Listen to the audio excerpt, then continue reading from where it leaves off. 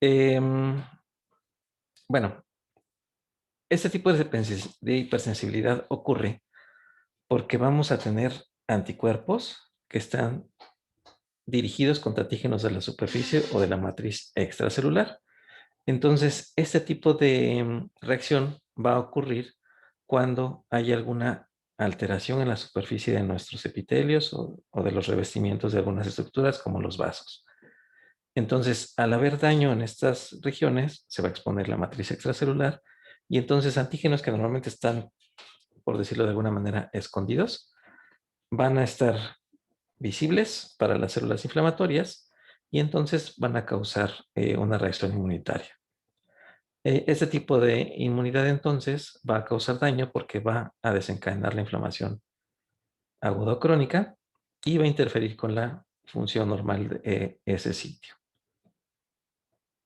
En esta inmunidad van a intervenir anticuerpos IgG e IgM que se van a unir a la célula blanco, la célula que está expresando esos antígenos que no debería estar expresando normalmente, y van a fijar el complemento y entonces así desencadena la respuesta inflamatoria aguda o crónica.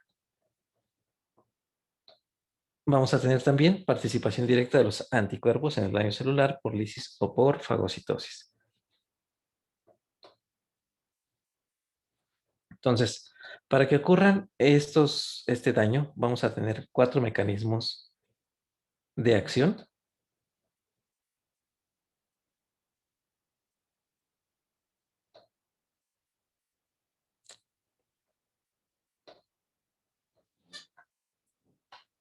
Ya, perdón. Y este sería el primero. Opsonización y fagocitosis dependientes del complemento o receptor de la fracción constante de inmunoglobulina. Entonces, vamos a tener una célula que va a exponer un antígeno en la superficie. Ese va a ser opsonizado y entonces reconocido por una inmunoglobulina, que va a ser capaz de reconocer ese complejo junto con los factores del complemento y se va a activar el complemento. Al activarse el complemento, pues va a inducir que células inflamatorias, en especial los macrófagos, se activen, reconozcan a esa célula como un cuerpo extraño y entonces la van a fagocitar. Ya dentro del fagosoma, pues ya va a alisar a esa célula. Ejemplos de enfermedades que ocurren por este tipo de autoinmunidad y por este mecanismo en específico de opsonización y fagocitosis dependientes del complemento, tenemos las reacciones transfusionales, la anemia hemolítica autoinmune, la eritroblastosis fetal y el síndrome de Goodpasture. Otro mecanismo es la citotoxicidad celular dependiente de anticuerpo. Aquí lo que va a ocurrir es que el antígeno se va a unir con el receptor de la fracción constante de las inmunoglobulinas en células no sensibilizadas. A diferencia del otro, esta no requiere del complemento para crear ese complejo y que sea el que es reconocido por los macrófagos. Aquí, la célula blanco va a tener antígenos en su superficie, que les digo que es una expresión anormal o aberrante, y esos van a ser reconocidos por nuestros anticuerpos, van a fijarse y entonces van a activar a células inflamatorias, en especial linfocitos TNK, neutrófilos, eosinófilos y en ocasiones también los macrófagos. Lo más común es que sea con neutrófilos o células NK y entonces al fijarse directamente esa célula inmunitaria al complejo antígeno-anticuerpo se va a activar y pues va a ejercer su función. En el caso de neutrófilos, células NK se van a degranular y entonces van a provocar que esta célula se destruya. Un tercer mecanismo es la que es medida por complemento o por el receptor de la fracción constante.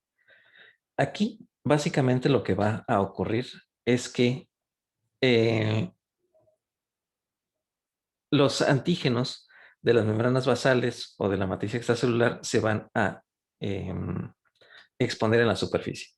Entonces, cuando tenemos algún daño en alguna superficie, el ejemplo más claro son los vasos sanguíneos, tenemos daño endotelial, se va a exponer la matriz extracelular o las membranas basales. Eso va a provocar que lleguen antígenos y reconozcan antígenos, anticuerpos, y reconozcan ese antígeno o complemento y reconozca también ese complejo que se formó, y entonces va a activarse y va a reclutar células inflamatorias que van a llegar a esa localización y pues van a ejercer nuevamente su función. Entonces, básicamente este mecanismo es por alteraciones en integridad de un epitelio en un revestimiento que expone antígenos de membranas basales sobre la matriz extracelular. Eso activa el complemento, a su vez se activan las células inmunitarias y van a ejercer la función. Generalmente las células que van a responder van a ser los neutrófilos, entonces van a responder, adherirse a esa zona y degranularse en ese sitio. Entonces, el daño que va a haber por este mecanismo es debido a la inflamación aguda, básicamente a la degranulación de los neutrófilos. Y los ejemplos clásicos de este tipo o este mecanismo de inmunidad es la glomerulonefritis y el rechazo vascular a los trasplantes. Que ahí lo que ocurre básicamente es que no hay compatibilidad adecuada, se denuda el endotelio y se expone la matriz extracelular. Entonces, de inmediato, las células inflamatorias agudas causan el daño. Y el cuarto mecanismo es el que se denomina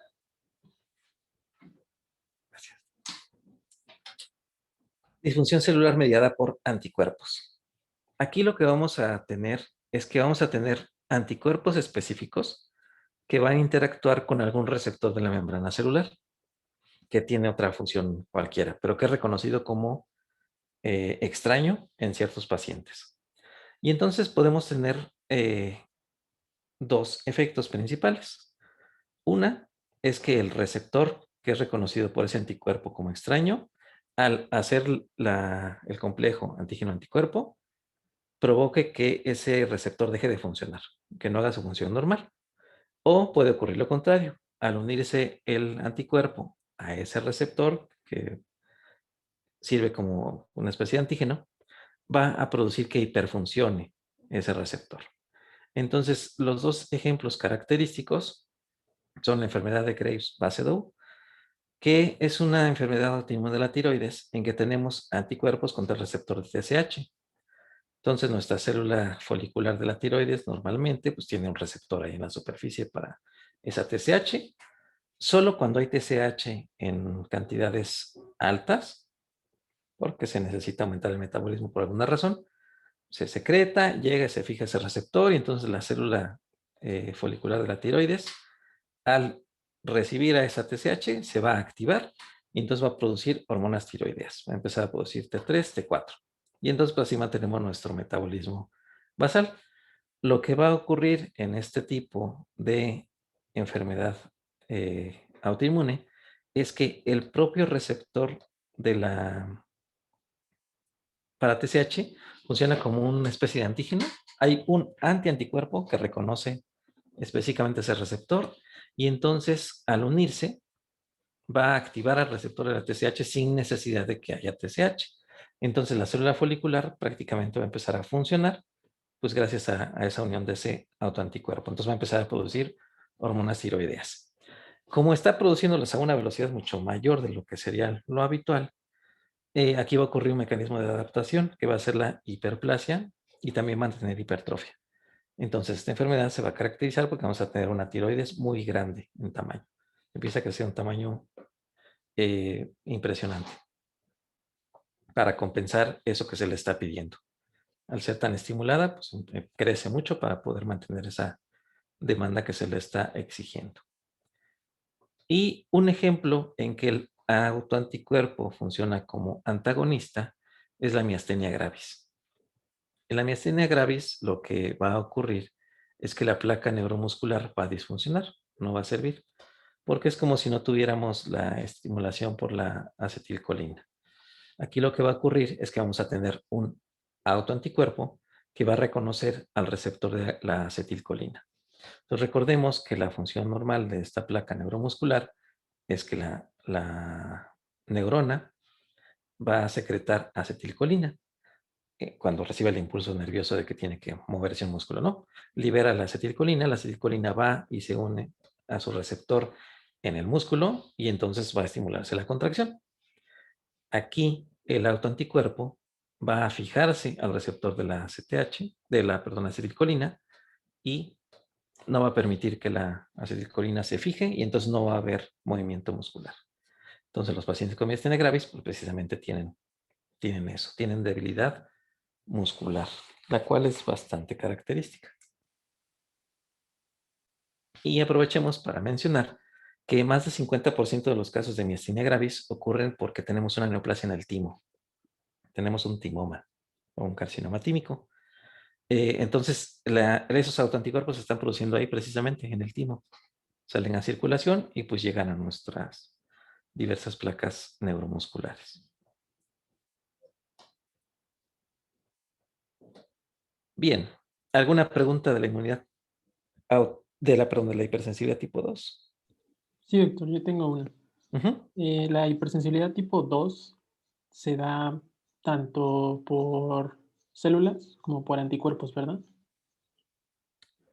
Sí, pero su sustrato, su fundamento son los anticuerpos. Se la deben aprender así, mediada por anticuerpos. O sea, el anticuerpo es el esencial. Tiene que haber un autoanticuerpo y ese ya va a estimular después a las células para que ejerzan la acción, las efectoras. Entonces, Gracias. apréndetela como, así, como mediada por anticuerpos. Porque ahorita vamos a ver la celular. Bien, la reacción de hipersensibilidad tipo 3 se denomina también mediada por complejos inmunes. Entonces, esta hipersensibilidad va a ocurrir porque vamos a tener complejos antígeno-anticuerpo que van a estar circulando y que van a activar entonces nuevamente la inflamación aguda. Van a activar el complemento. Van a traer neutrófilos o alguna otra célula inflamatoria y van a producir daño tisular. Entonces, vamos a tener complejos inmunes que se van a formar, se pueden formar en la propia sangre, o se pueden formar sobre alguna superficie, pero en general están circulando y van a ir a depositarse en vasos sanguíneos. Los dos ejemplos de esta enfermedad, de este mecanismo, son la enfermedad del suero y la reacción de Artus. Ahorita las describimos. Entonces, para que ocurra este tipo de hipersensibilidad, vamos a tener tres fases. Vamos a tener la primera fase, que es la formación del complejo inmune. Les acabo de mencionar que este se puede formar tanto en la sangre, en la propia sangre, o se puede formar y estar circulando, o se puede formar in situ. A lo que se refiere que se forma in situ es que se forma exactamente en el sitio que está dañando. Casi siempre los daños van a ocurrir en vasos sanguíneos. Entonces, vamos a tener un antígeno en circulación, vamos a tener un anticuerpo en circulación y se va a formar el complejo antígeno-anticuerpo. Ese complejo antígeno-anticuerpo puede seguir circulando y va a llegar a algún tipo de vaso en específico, donde va a llegar, se va a adherir y entonces va a activar al sistema inmune y va a desencadenar la respuesta inflamatoria aguda. Eso sería la formación de complejos inmunes circulantes. Se forma el complejo en la propia sangre, viaja todavía y en un lugar distante es donde va, se asienta y ahí va a formar la inflamación. Y el daño in situ es cuando se forma en un vaso el complejo antígeno-anticuerpo y ahí mismo se queda. Y ahí ejerce el daño. Esa es la única diferencia. Entonces, la fase 1, la formación del complejo inmune. La fase 2 es que ese complejo inmune se deposita en los tejidos. Ya dijimos que eso va a depender de muchas cosas, pero dentro de las cosas que se ha postulado es que va a depender o puede depender del tamaño de ese complejo. Entonces va a haber vasos donde pueden pasar perfectamente complejos muy grandes y hasta que llegue a un vaso de microcirculación, ahí se va a pegar. Puede depender también del sistema mononuclear fagocítico. Algún complejo va a ser mucho más frecuente que sea reconocido por macrófagos y otros se van a dejar pasar. Puede tener también que ver la carga eléctrica, la valencia, la estructura tridimensional o incluso factores hemodinámicos. Entonces, pese a esto, los lugares preferidos donde se van a depositar van a ser los glomérulos, las articulaciones, la piel, el endocardio, las superficies serosas y los vasos sanguíneos pequeños. Entonces, básicamente ejemplos de esas enfermedades van a ser las vasculitis. Entonces, si recuerdan o si alguna vez han leído o visto algo de vasculitis, las vasculitis incluso se clasifican por el tamaño de vasos que se afectan o se clasifican dependiendo del tipo de filtrado inflamatorio que hay, etcétera. Entonces, tiene mucho que ver con esto, con el tipo de anticuerpos que se forman, de complejos, perdón, que se forman, y es la razón de por qué predominan en alguna localización ciertas vasculitis a diferencia de otras. La fase 3 de esta reacción de hipersensibilidad es ya la activación de la inflamación. Entonces vamos a llamarle reacción inflamatoria. Entonces vamos a tener activación del complemento por la formación del complejo antígeno-anticuerpo, activación de los neutrófilos o macrófagos. El neutrófilo entonces se activaría y se degranularía. El fagocito engulliría todo lo que esté ahí junto al complejo inmune. También podemos tener la agregación plaquetaria y el factor de Hagemann. Entonces también podemos, a su vez, eh, empezar con la cascada de la coagulación. Nuevamente, esto nos explica por qué muchas vasculitis tienen fenómenos trombóticos. Entonces, mediante estos mecanismos de la activación del complemento, de la activación de las células inflamatorias, vamos a tener la reacción inflamatoria aguda, vamos a tener vasodilatación y edema. Además, como estamos activando la cascada de la coagulación, vamos a tener formación de microtrombos. Esto nos va a provocar tanto daño isquémico por oclusión de ese vaso, como daño inflamatorio en la pared de ese vaso. Entonces, a final de cuentas, lo que nos va a ocurrir es que vamos a tener necrosis de la pared de ese vaso. Se le llama en específico necrosis fibrinoide. Y es el principal ejemplo, como les había dicho, la principal exponente de este hipersensibilidad tipo 3 son las vasculitis. Y estos son algunos ejemplos de enfermedades que van a cursar con vasculitis. Lupus eritematoso sistémico, que prefiere vasos cutáneos y vasos de pequeño calibre. La artritis reumatoide, que prefiere vasos de gran calibre. La panarteritis nodosa, característicamente de arterias renales. Glomerulonefritis postestreptocócica, característicamente en vasculatura renal. Pero todas tienen las mismas características en común. Morfológicamente se van a identificar como necrosis de las paredes vasculares. A eso a veces redundamos y decimos que es una vasculitis necrosante o vasculitis fibrinoide. Eso es en cuanto a la hipersensibilidad tipo 3. ¿Tienen alguna pregunta? Yo sí, doctor, tengo dos, disculpe. Ajá. El factor de Hagemann que comentó, ¿qué es?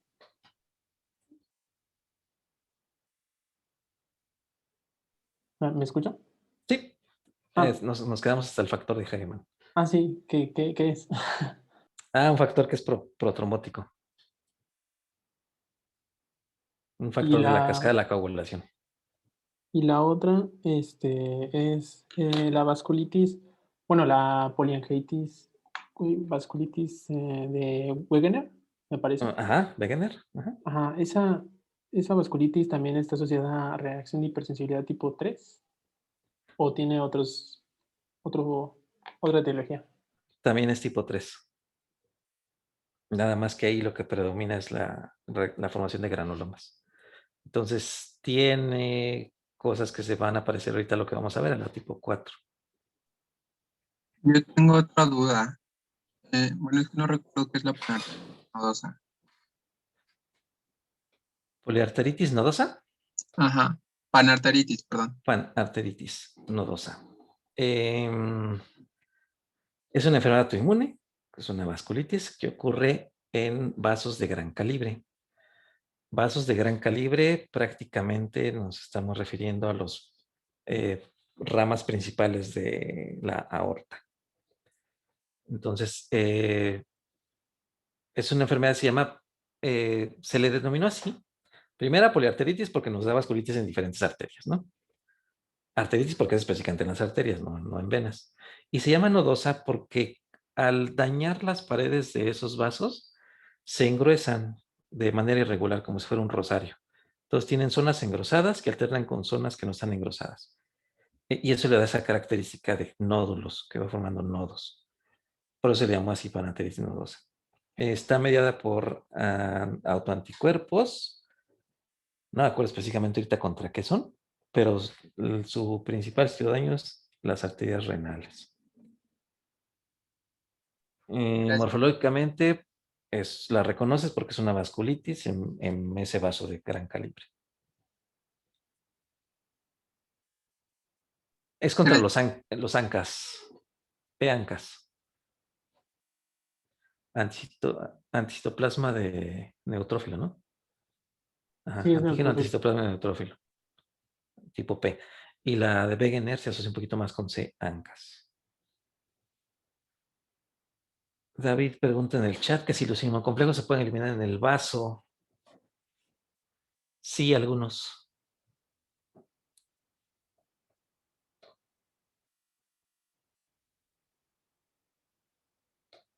¿Alguna otra pregunta hasta acá? Doc, ¿cómo dijo que se le llamaba a la necrosis que se da microscópicamente en las paredes vasculares? Le puedes llamar necrosis fibrinoide o vasculitis necrotizante. Gracias. Sí, y de hecho aprovecho. En el lupus, esta vasculitis también tiene una peculiaridad que no pasa en las demás. El daño prácticamente es por neutrófilos. Entonces tenemos la necrosis fibrinoide de la pared vascular, que es esto, pura fibrina que está sustituyendo lo que era antes la pared del vaso. Y está acompañada por un montón de detritus y restos de neutrófilos.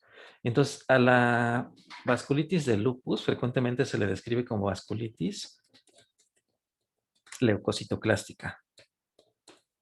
Leucocitoclástica. Entonces, si nosotros ponemos en un reporte eso, prácticamente les estamos diciendo es lupus. Y eso lo van a escuchar muchísimo cuando vean las cosas de derma y lean lupus y la vasculitis. Les van a decir que el lupus siempre tiene vasculitis leucocitoclástica y que otros tipos de vasculitis no. Y eso es muy, muy característico de lupus. ¿Alguna otra pregunta? Doctor, sí, ahorita que dijo que algunos complejos sí se pueden eliminar, si existe una concentración muy alta de complejos o problemas en el vaso, ¿es más probable que se desarrolle hipersensibilidad tipo 3? Sí. Y también, si tienes demasiados anticuerpos, no hay manera de controlarlo, se puede también filtrar el plasma. Y son tratamientos también que se pueden llevar a cabo en estos pacientes. Gracias, doctor. ¿Alguien más? Bien, entonces de aquí recuerden siempre la vasculitis. Cualquier enfermedad vasculítica o autoinmune, reumatológica, casi que se lleva a cabo por este tipo de hipersensibilidad. Enfermedades autoinmunes con vasculitis. Y la tipo 4 le vamos a denominar hipersensibilidad celular o hipersensibilidad mediada por células. De tenemos, bueno, como su nombre lo dice, el daño tisular básicamente va a ser por activación de las células inflamatorias, por liberación de citocinas. Entonces, aquí van a participar más un poco los linfocitos y los macrófagos, pero secretando cosas. Hay dos tipos. Uno que vamos a denominar hipersensibilidad retardada, y que básicamente está mediada por células T cooperadoras, linfocitos CD4 positivos, y un tipo de macrófago, de neutrófilo, de linfocito cooperador, TH1 y TH17, están íntimamente relacionados con la formación de granulomas. Entonces, este tipo de hipersensibilidad generalmente es una respuesta a microorganismos intracelulares o extracelulares, y en especial es el tipo de hipersensibilidad que vamos a montar contra la tuberculosis y contra agentes de gran tamaño, como hongos y parásitos. Entonces, dos ejemplos de este tipo de hipersensibilidad es la prueba de la tuberculina, el PPD, y las reacciones granulomatosas, como la propia tuberculosis o el propio PPD. Bien, entonces el mecanismo por el que va a ocurrir el daño es inflamación mediada por citocinas. Entonces vamos a tener el reconocimiento de un organismo, por ejemplo, aquí el Bacillus tuberculosis, el cual es fagocitado por nuestros macrófagos. Y ahí se va a quedar sin... a veces sin degradarse, a veces se puede degradar, pero el chiste es que nuestro macrófago puede presentarse como una célula que está dañada o puede presentar el antígeno de la superficie de esa tuberculosis, ¿no? O de ese bacilo. Va a ser reconocido entonces por un linfocito cooperador y este linfocito se va a activar y va a empezar a secretar citocinas. Y gracias a esto es que va a empezar a haber daño. Lo mismo puede ocurrir por una célula tisular, puede endocitar al microorganismo, puede hacer la función de una célula presentadora de antígeno y entonces ser reconocida por las células inflamatorias y mediante estos dos mecanismos vamos a tener daño celular. La reacción de la tuberculina lo que ocurre es que nosotros estamos induciendo ese tipo de hipersensibilidad para saber o no si el paciente estuvo en contacto o no con el agente causal. Entonces lo que hacemos pues, es que se hace un infiltrado subtérmico de este preparado, que la tuberculina es como un, no sé el término técnico, pero son pedazos de la pared de la bacteria. Y esos son los que se te inoculan. Entonces lo primero que va a haber es un acúmulo perivascular de edema y fibrina en el intersticio y de linfocitos T. Entonces, lo primero que vamos a tener es ligero enrojecimiento e histológicamente vamos a tener un infiltrado inflamatorio por linfocitos. El antígeno se va a quedar ahí y va a seguir estimulando ese sistema inmunitario.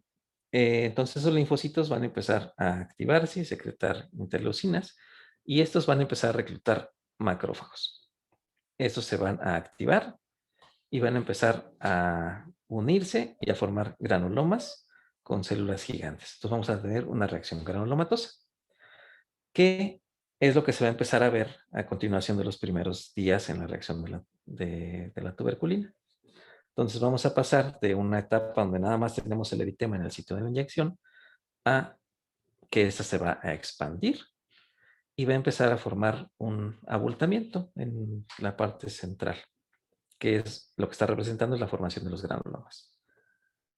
Posteriormente, se empieza a atenuar esa respuesta y a partir del día 14, a partir de las 2 o 3 semanas, ya empieza a haber como que una involución de la lesión. Y lo que se está representando ahí es que los macrófagos están dejando de ser activados y empiezan a disolverse esos granulomas. Y a final de cuentas, después del día 20, ya va a empezar a involucionar completamente esa lesión.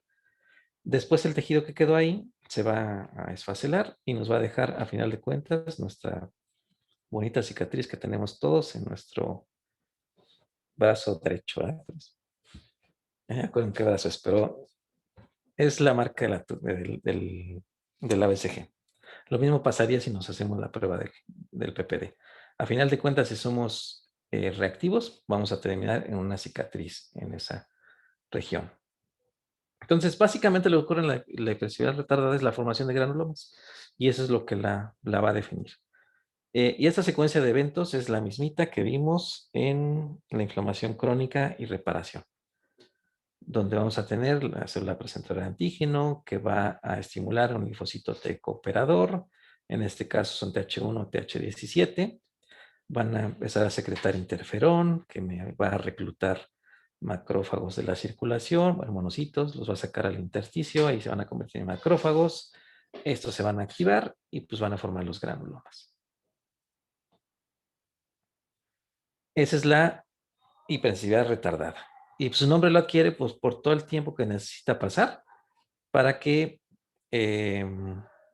ocurra la formación de los granulomas. Estos requieren mínimo de 1 semana hasta 3 semanas para que se formen. El otro tipo de inmunidad celular es la mediada por linfocitos. Y en este caso van a ser linfocitos citotóxicos. Entonces van a ser linfocitos que expresan CD8 en su superficie. Aquí lo que va a ocurrir es que la misma célula presentadora de antígeno va a fagocitar al agente causal, va a estimular o activar a la célula citotóxica y esta va a ir y va a reconocer a células que expresen ese mismo antígeno, como pueden ser células epiteliales que estén dañadas o células epiteliales que contengan a ese microorganismo. Entonces aquí lo que va a producir es muerte celular. Entonces va a inducir la muerte celular a esa célula o se va a degranular y sus gránulos van a deshacer esa célula. No les dije de los gránulos de los linfocitos T citotóxicos, pero los gránulos principalmente tienen moléculas que destruyen las membranas celulares. Tienen una que se llama granzima, una que se llama perforina y una que se llama TIA1. Son sus principales gránulos y esos básicamente lo que hacen es formar poros en las membranas celulares. Entonces es el mecanismo por el cual destruyen a las células. Le induces daño a la membrana, se pierde el equilibrio de iones intra y extracelular y eso provoca la destrucción de la célula. Ejemplos de enfermedades que ocurren por esta inmunidad mediada por células, en especial por linfocitos T, son el rechazo a trasplantes, infecciones virales y células tumorales. Entonces son células que son reconocidas como ajenas, como pueden ver. Tanto las células trasplantadas, porque obviamente son de otra persona, las infectadas y las que son neoplásicas.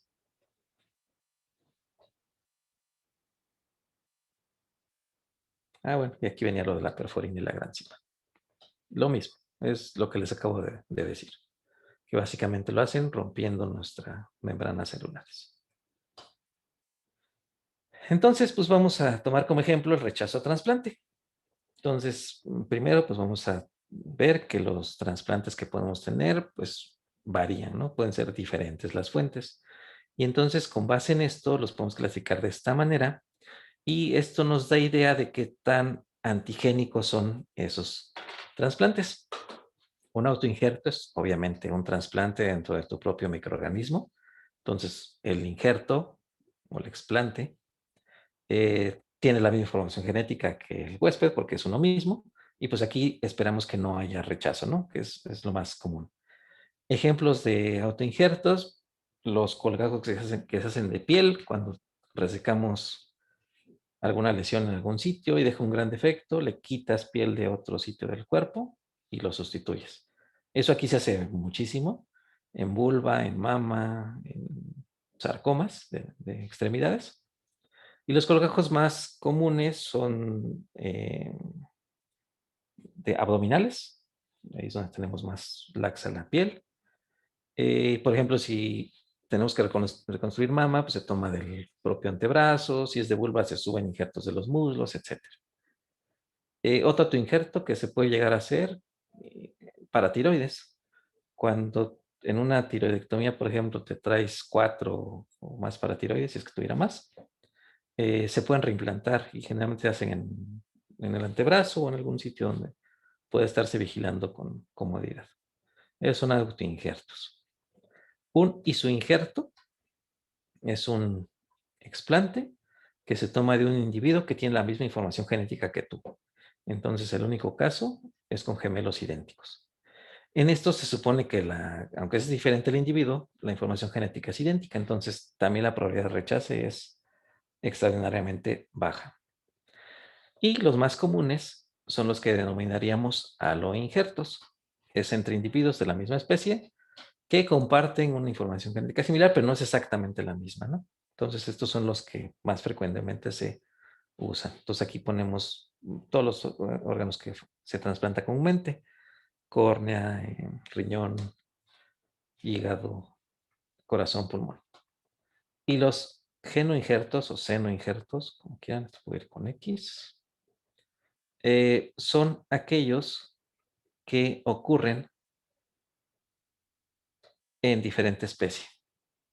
Ejemplos de genoinjertos en humanos, las válvulas cardíacas. Recuerden que muchas son porcinas, otras son ovinas y así. Aquí pues igual, la probabilidad de rechazo también es alta, casi semejante a los injertos. Y en el chat preguntan si el tipo de rechazo depende del órgano.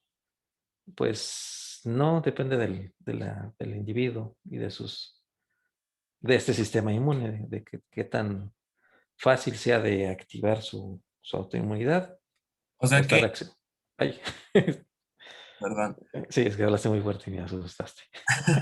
perdón. O sea que Ajá. o sea, en las mismas condiciones del sistema inmunológico en un paciente es igual de probable que rechace este, un injerto de corazón que uno de riñón. Sí, ¿Sí? sí, en el mismo individuo. Sí. Y diferentes individuos que en teoría deberían tener las mismas condiciones pueden rechazar totalmente diferente el mismo órgano. Por ejemplo, un riñón. Dos pacientes que en teoría son semejantes, tienen los mismos antecedentes, misma complexión, muchas cosas muy semejantes. Puede ser, o más fácil, en gemelos. Tenemos dos gemelos, a lo mejor los dos gemelos requieren un trasplante. Y a lo mejor el donador es hasta el mismo individuo. No sé, póngase que alguien se accidentó, se murió, dona sus riñones. Y los dos riñones van a esos dos gemelos. Puede ser que un gemelo los rechace y el otro no los rechace, aunque tengan la misma información genética. O sea, hay muchas cosas que no se saben, pero algunos individuos responden mucho más agresivamente a esos implantes que otros, aún teniendo la información genética.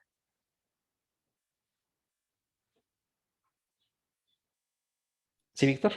Sí, gracias. Mariana. Creo que ya lo dijo, doctor, pero entonces la respuesta va a ser multifactorial, ¿no? La respuesta inmunitaria es multifactorial en cada individuo, ¿no? Ajá, exacto. Y puede ser que genéticamente también haya como una implicación. Sí, O... que algo tengamos ahí que nos haga que reaccionemos exageradamente a algo. Ok, pero no es la única. Hay No, muchísimas otras cosas, ¿verdad? sí, hay muchísimas causas. Ok. Como les digo, aún en gemelos puede pasar eso, que uno te lo rechace y el otro no. Y se supone que tenemos la misma información. Ok, gracias, doctor. En el chat igual, David pregunta que las transfusiones sanguíneas repetitivas aumentan la probabilidad de rechazo a trasplantes. Sí, porque estás exponiendo a tu sistema inmune a mucho más antígenos diferentes cada vez de lo habitual. Entonces es por eso, como que lo estás sensibilizando. De hecho, acuérdense que esto de la hipersensibilidad es 2 pasos. Primero sensibilizar, que es exponer, y ya después cuando vuelvas a tener contacto con aquel sensibilizador, ahora sí despierta la reacción inflamatoria. Entonces sí, las transfusiones repetitivas hacen eso. Porque hay cosas, o sea, sí sabemos que al paciente, al individuo que dona, pues le haces estudios, se supone que son sanos, que son compatibles en los antígenos principales en la superficie del eritrocito, pero no son los únicos antígenos que tenemos. Y aparte, pues no solo se mete todo, ¿no? Se mete la sangre como tal, ¿no? No se filtra. ¿En personas inmunocomprometidas hay menos rechazo de trasplantes? Sí. Sí, hay menos probabilidad de rechazo. Pero aún así hay que inmunomodular o inmunosuprimir completamente. Bien, ¿alguna otra pregunta?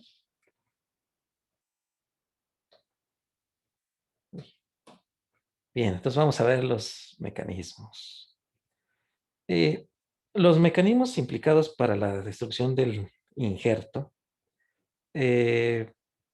tenemos 2 caminos. Uno que le vamos a llamar vía directa y una que le vamos a llamar vía indirecta. Básicamente, la vía directa es que se hace mediante daño celular directo. Entonces, vamos a tener una célula presentadora de antígenos que está presente en el injerto del donador. En este caso es riñón. Es una célula presentadora de antígeno que se quedó ahí en algún vaso de ese injerto, ¿no? De ese riñón. Entonces, lo que va a ocurrir es que pues, esa célula va a reconocer como extrañas a todas las células del huésped, que van a empezar a circular inmediatamente lo conectas, ¿no? El órgano en cuestión, en este caso el riñón. Déjenme conectar esto. Entonces, pues va a reconocer como extraña a esas células. Aquí tenemos ejemplos.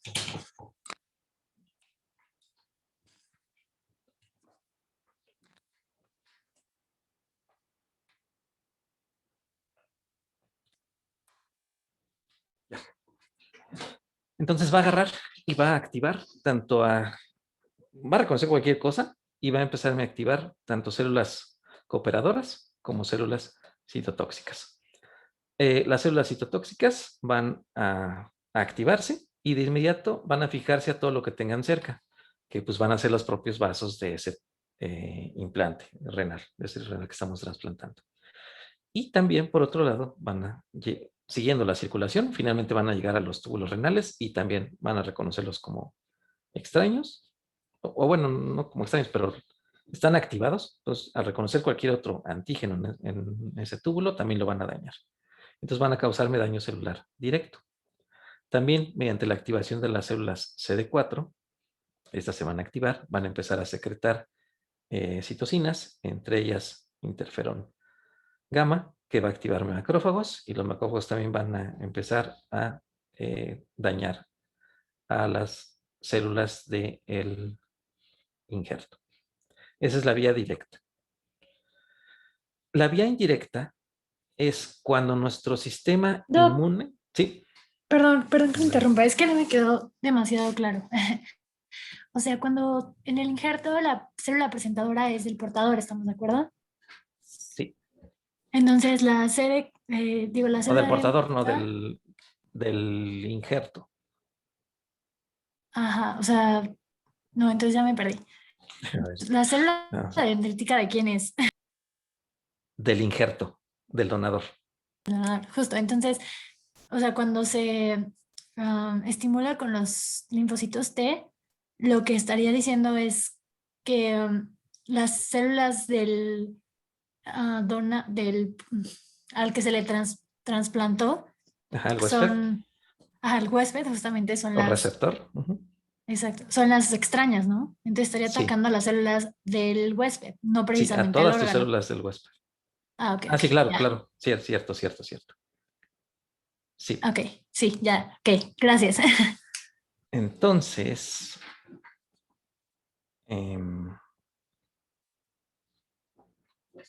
esto le deberían llamar propiamente. Esta a mí me hago bolas. Vamos a anotar aquí. Entonces, también propiamente esto le llamaríamos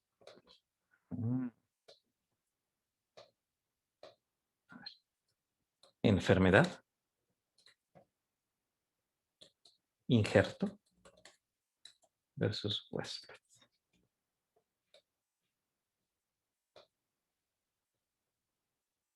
O sea, el injerto es el que reacciona contra las células del huésped. Entonces, esta célula presentadora de antígeno es del injerto, es del donador. Entonces, una vez que tú conectes el órgano, va a pasar la circulación a ese órgano del donador y esta célula presentadora que se quedó ahí va a empezar a reconocer como extraños a todas las células, porque todas son extrañas para ella. No viene del mismo individuo. Entonces va a empezar a reconocerlas como ajenas, las va a procesar y va a expresarlo en su complejo mayor de histocompatibilidad. Las células inflamatorias del propio huésped se les va a indicar que eso deben reconocerlo como ajeno y deben destruirlo. Pero pues resulta que entonces en todo tu cuerpo vas a tener ese complejo que está reconociendo como ajeno. Y entonces va y los va a atacar. Entonces te va a atacar tu organismo. Los principales sitios donde lo va a provocar es en los propios vasos que van a estar irrigando al órgano implantado. Y en los túbulos, etcétera, también del propio órgano implantado. Pero lo puede hacer en cualquier otro órgano o tejido.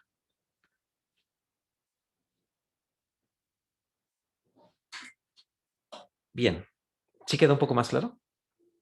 Sí, doctor. Otra pregunta en el chat. Ya.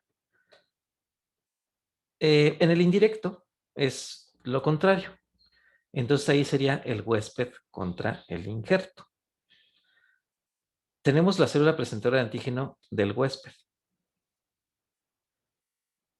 Cuando se pone el injerto, va a ser reconocido como extraño, como ajeno.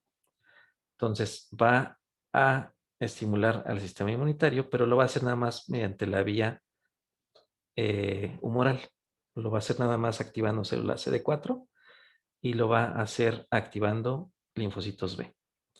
El CD4 a su vez va a estimular a macrófagos para que vayan y dañen lo que encuentre del donante.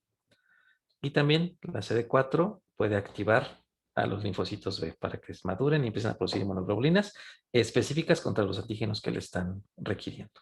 Entonces la célula B se convierte en plasmática, me genera anticuerpos y los anticuerpos van a ir y van a reconocer a los vasos sanguíneos, especialmente, del órgano que está injertado, del órgano donante.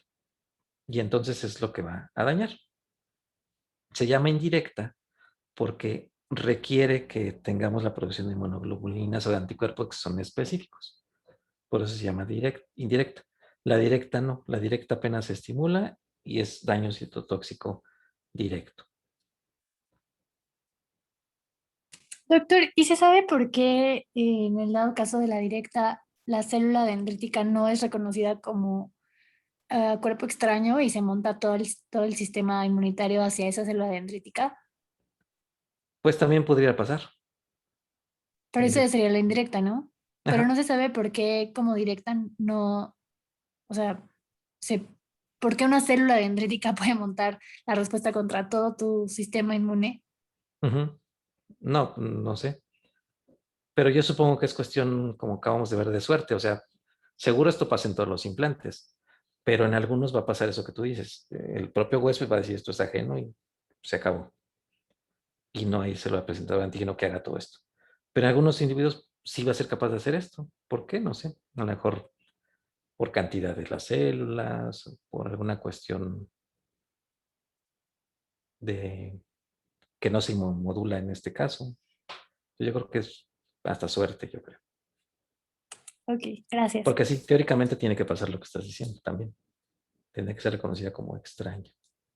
Y se supone que todo esto se minimiza porque cuando tienes el órgano explantado, pues se supone que se pone en solución cristalina y se enjuaga y se enjuaga y se enjuaga para tratar de sacar toda la sangre que hay ahí y todas las células que pudieran ser del donante, para que nada más se trasplante el puro órgano sin otra cosa. Bien, entonces, pues los mecanismos que tenemos de rechazo a trasplantes son tanto humorales como celulares. Y lo que decíamos, en el rechazo del trasplante también tenemos reacciones de hipersensibilidad tipo 2 y tipo 3, mediada por anticuerpos o por complejos inmunes. Y los celulares pues, serían análogos al tipo 4, que es lo que estábamos diciendo. Entonces, el rechazo a trasplantes se clasifica tanto por características clínicas como por características morfológicas. Entonces vamos a tener 3 tipos de rechace. El rechace hiperagudo es inmediato y se va a caracterizar porque va a haber una arteritis aguda o trombosis aguda en los vasos que estás anastomosando. Y esto se va a deber a que va a haber lesiones tipo Artus en los vasos del trasplante porque hay alta concentración de anticuerpos. Este tipo de rechazo se llama hiperagudo porque se ve apenas estás poniendo el implante. Por ejemplo, ese es un riñón que iba a ser un trasplante y no se pudo implantar, porque cuando lo conectan, en ese momento que empieza la circulación hacia este implante que se acaba de poner, empieza a haber el rechazo, porque hay muchos anticuerpos que están reconociendo como ajeno a ese rechazo, a ese trasplante. ¿Qué quiere decir? Que por alguna razón ese individuo tiene anticuerpos preformados que son capaces de reconocer como extraños a este implante que están poniendo. Y entonces se caracteriza porque apenas conectan ese riñón y pasa de un pálido a volverse rojo y después empieza a moratar por todos lados. Empieza a tener infartos múltiples en diversas zonas. Lo quitan, nos lo mandan a patología de inmediato y pues ya vemos que es una necrosis aguda total de este implante. Entonces ya no se pudo colocar. Eso puede ocurrir por eso y generalmente es porque no hubo ¿cómo decirlo? No hubo compatibilidad completa o no se determinó bien, ¿no? Algo falló en eso. No hubo el match correcto del trasplante. Es el hiperagudo. El segundo tipo se llama agudo y ese transcurre desde pocas horas o días a escasos meses. Aquí depende el órgano, es el consenso de cuántos meses le vas a seguir llamando agudo y cuántos ya crónico. En algunos órganos es 3 meses, en algunos órganos son 6 meses. Como una regla más amplia, podemos decir que antes de 6 meses le podemos seguir diciendo que es rechazo agudo. Este mecanismo más que nada se debe a mecanismos humorales, depósito de complejos inmunes. Entonces, más bien es hipersensibilidad tipo 2 y tipo 3, donde poco a poco se van reconociendo como extraños los antígenos del implante. Son reconocidos por nuestro organismo como extraños, porque a lo mejor con el tiempo se van exponiendo antígenos que nos expusieron al inicio, etcétera. No hubo buena inmunosupresión, muchas cosas pueden pasar. Al final de cuentas, se van a reconocer como ajenos, se van a formar los complejos inmunes y entonces vamos a tener el rechazo. Y nuevamente, nuestro sitio favorito donde va a ocurrir eso es en los vasos sanguíneos del implante. ¿Qué vamos a ver en un órgano trasplantado? Pues vamos a ver inflamación aguda y daño a los vasos sanguíneos. Y el rechazo crónico es el que se refiere a que ya pasaron meses o años del implante. Les digo que hay órganos que son 3 meses, otros son 6 meses, y a partir de eso ya se puede decir que es un rechazo crónico. Este se va a deber a una hipersensibilidad celular. Van a hacer una reacción de tipo 4, donde nuevamente poco a poco va a ser reconocido como un cuerpo extraño, pero aquí se va a activar más bien los linfocitos, los macrófagos, y pues van a estar dañando crónicamente a ese rechazo. Y los cambios que vamos a tener en un rechazo crónico van a ser los mismos que veríamos en una inflamación crónica en cualquier tejido. Vamos a tener fibrosis, vamos a tener daño vascular, vamos a tener atrofia y vamos a tener infiltrados inflamatorios linfocitarios. Este es otro ejemplo de un rechazo hiperagudo. Vean, ahí se puso el riñón y como de inmediato se motea así de color morado. Son múltiples infartos por microtrombosis en la circulación y lo explantan y pues se ve igual.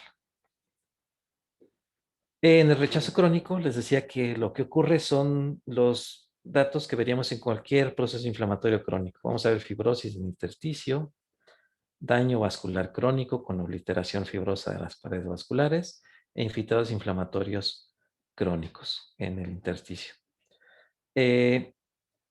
Y macroscópicamente también se van a ver como un órgano que tiene inflamación crónica persistente, como este que tiene datos de pielonefritis de repetición, que son el aspecto arrugado que tiene la cápsula, las hendiduras, la ovulación, e incluso disminuye de tamaño y aumenta de consistencia el órgano en cuestión. De hecho, todos los órganos se rechazan, o sea, todos a final de cuentas van a sufrir rechazo crónico. Entonces, todos los implantes, a final de cuentas, o trasplantes, tienen una vida útil que varía dependiendo del órgano y también varía dependiendo del control del sistema inmune. Todos los pacientes con trasplantes necesitan inmunomodulación o inmunosupresión para que lo puedan aceptar a ese trasplante. Por ejemplo, el riñón, como regla, son más o menos 10 años la vida útil del riñón. Ya ha pasado ese tiempo, necesitas otro riñón. Es por eso también que a los pacientes con trasplantes, pues constantemente se les está monitorizando cómo va este rechazo. Entonces, cada año se les hace su biopsia renal en este caso, y pues vamos ahí dando los datos de cómo está ese trasplante. Y a final de cuentas, cuando ya va a llegar un momento que ya no va a servir, ya no va a ser útil. Y pues hay que cambiarlo. Y eso pasa con todo. Corazón creo que también son 10 años y así.